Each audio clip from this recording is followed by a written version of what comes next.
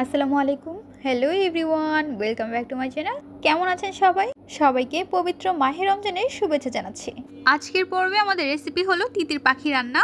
এগুলো দেখতে অনেকটা মুরগির মতো হলেও তিতির পাখি আসল নাম। গ্রামাঞ্চলে একে চায়না বা চীনা মুরগি নামেই পরিচিত। আশা করছি রেসিপিটি ভালো লাগবে। চলুন দেখে নেওয়া যাক।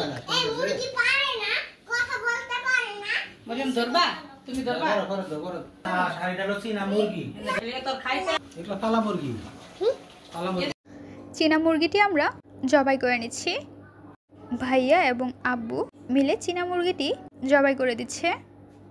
এখন আমরা পরিষ্কার করে কেটে নিব। তিতির পাখিটি আমরা মিডিয়াম সাইজ করে কেটে নিচ্ছি। কেটে নিয়ে নেওয়ার পর আমরা ভালোভাবে ধুয়ে নিব।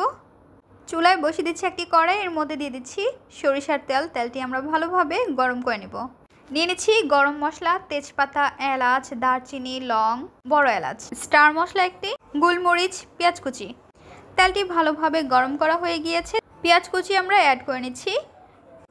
খুন্তির সাহায্যে উল্টিয়ে পাল্টিয়ে নাড়াচাড়া করে নিচ্ছি। গরম মশলাগুলো এর মধ্যে অ্যাড করে নিচ্ছি।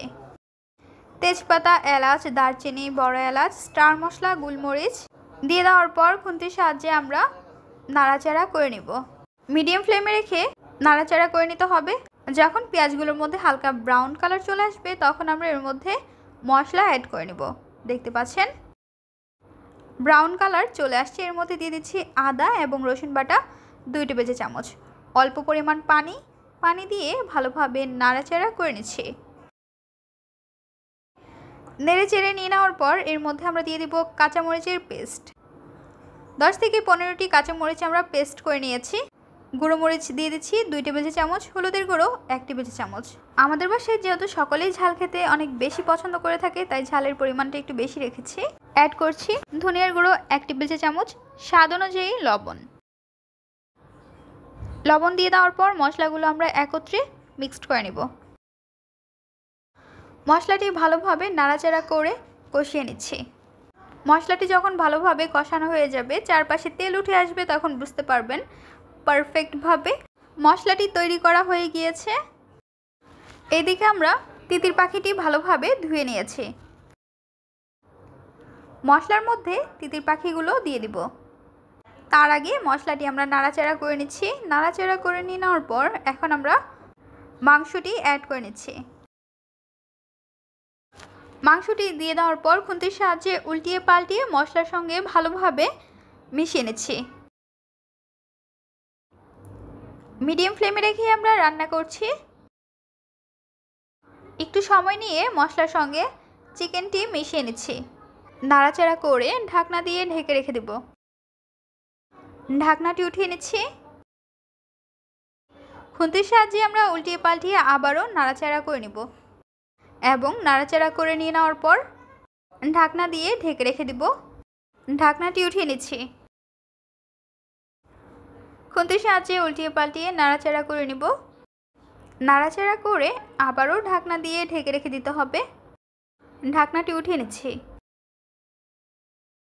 খুন্তির সাহায্যে উল্টিয়ে পাল্টিয়ে নাড়াচাড়া করে নিব। নাড়াচাড়া করে নিয়ে নেওয়ার পর এখন আমরা এর মধ্যে দিয়ে দিব দেশি আলুগুলো দিয়ে দেওয়ার পর খুন্তির সাহায্যে উল্টিয়ে পাল্টিয়ে নাড়াচাড়া করে মাংসের সঙ্গে মিশিয়ে নিচ্ছি।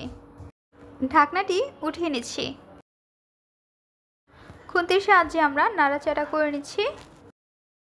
নাড়াচাড়া করে নিয়ে নেওয়ার পর আবারও আমরা ঢাকনা দিয়ে ঢেকে রেখে দেব। ঢাকনাটি উঠিয়ে নিচ্ছি। চিকেনটি ভালোভাবে কষিয়ে নিতে হবে। আরেকটি চুলায় আমরা গরম পানি করে নিয়েছি। মাংসের মধ্যে গরম পানি অ্যাড করে নিচ্ছি। নাড়াচাড়া করে ঢাকনা দিয়ে ঢেকে রেখে দেব। চলে আসলাম 5 মিনিট পর। ঢাকনাটি উঠিয়ে নিচ্ছি। খুন্তির সাহায্যে নাড়াচাড়া করে নিব। ঢাকনাটি উঠিয়ে নিচ্ছি। এখন আমরা এর মধ্যে অ্যাড করে নিব গরম মশলা। মিক্সড মশলাটি দিয়ে দেওয়ার পর খুন্তির সাহায্যে নাড়াচাড়া করে নিতে হবে। নাড়াচাড়া করে আবারও ঢাকনা দিয়ে ঢেকে রেখে দিব।